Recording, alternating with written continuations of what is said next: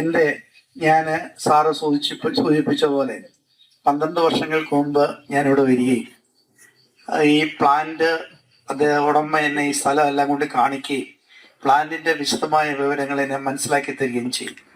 ഞാനൊരു കെമിസ്ട്രി അധ്യാപകനാണ്.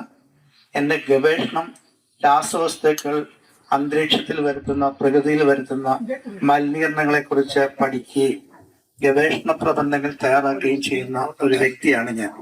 അതുകൊണ്ട് തന്നെ ഈ പ്ലാന്റ് കയറി ഇതിന്റെ ഉടമസ്ഥനെ കാണിച്ചു തരികയും അതിന്റെ പ്രതിസന്ധികളെല്ലാം മനസ്സിലാക്കുവാനും എനിക്ക് സാധിക്കുകയുണ്ടായി. പ്രസന്റേഷൻ സൈഡ് അതിനകത്ത് വളരെ വ്യക്തമായിട്ട് പറഞ്ഞത്, ഏത് രാസവസ്തു, ഏത് പെട്രോളിയം വസ്തുക്കൾ കത്തിയാലും പുറത്തേക്ക് വരുന്നത് 10,000-കണക്കിന് രാസവസ്തുക്കളാണ്. അതുകൊണ്ട് വണ്ടി ഇപ്പോൾ ഓടുന്ന സമയത്ത് പുറത്തേക്ക് വരുന്ന രാസവസ്തുക്കൾ നമുക്ക് ഹാനികരമാകാതിരിക്കുന്നതിന് കാരണം, ഗുരുതരമായ ആപത്തുണ്ടാക്കാതിരിക്കുന്നതിന് കാരണം വണ്ടി ഓടുന്നതുകൊണ്ടാണ്, ഡിസ്ട്രിബ്യൂട്ടഡ് ആയിട്ട് പോകുന്നതുകൊണ്ടാണ്.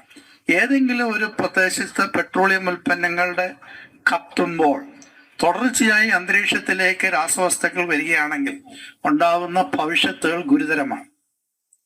അപ്പൊ ഇതിനെക്കുറിച്ച് പക്ഷെ ഞാൻ അന്ന് വന്ന് കണ്ടപ്പോൾ തന്നെ ഇത് പറഞ്ഞു, തുടർച്ചയായിട്ട് ഈ പ്ലാന്റ് ഇവിടെ പ്രവർത്തിക്കുകയാണെങ്കിൽ ഈ ചുറ്റുപാടുമുള്ള അന്തരീക്ഷം മലിനീകരിക്കപ്പെടും. അന്തരീക്ഷം മലിനീകരിക്കപ്പെടുന്നതിന്റെ ഒരു പ്രത്യേകത ചോദിച്ചു കഴിഞ്ഞാൽ, ഇതിന് ചുറ്റും മലകളാണ്. ഈ പുറത്തേക്ക് വരുന്ന വാതകങ്ങൾ ഡിസ്പേഴ്സ് ചെയ്ത് പോകുന്നില്ല. അതുകൊണ്ട് ഇത് ഗുരുതരമായ പ്രത്യാഘാതങ്ങൾ ഉണ്ടാക്കും.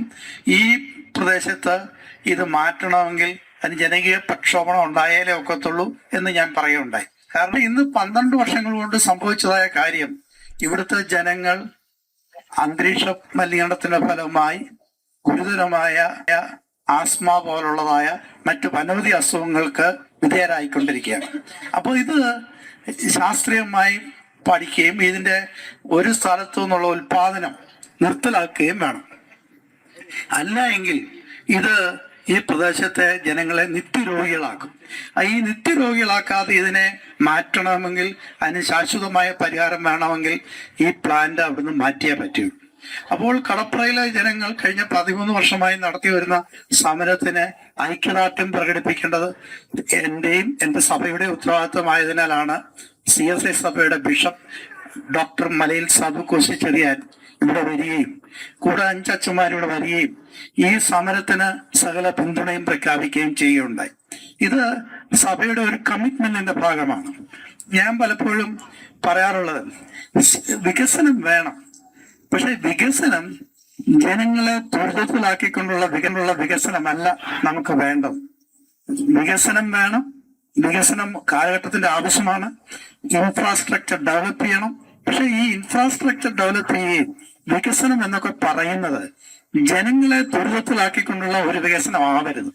നമ്മൾ പലപ്പോഴും പറയാറുണ്ട് വികസനം വേണം, പക്ഷെ ഇന്ന് നടക്കുന്ന എല്ലാ വികസനങ്ങളും ഒരു ന്യൂനപക്ഷത്തിന്റെ വികസനമാണ്. ഭൂരിപക്ഷത്തെ ദുരിതത്തിലാക്കിക്കൊണ്ട് നടക്കുന്ന ന്യൂനപക്ഷ വികസനം ഏതു തരത്തിലും ജനകീയ പ്രക്ഷോഭണങ്ങൾ കൂടി, ജനകീയ സമരങ്ങൾ കൂടി മാത്രമേ അതിനെ നിയന്ത്രിക്കാനാവൂ, അല്ലെങ്കിൽ മാറ്റാനാവുകയുള്ളൂ. ഇത് 1989 മുതൽ ഞാൻ ഈ വിഷയത്തെ കുറിച്ച് പഠിച്ചുകൊണ്ടിരിക്കുകയാണ്.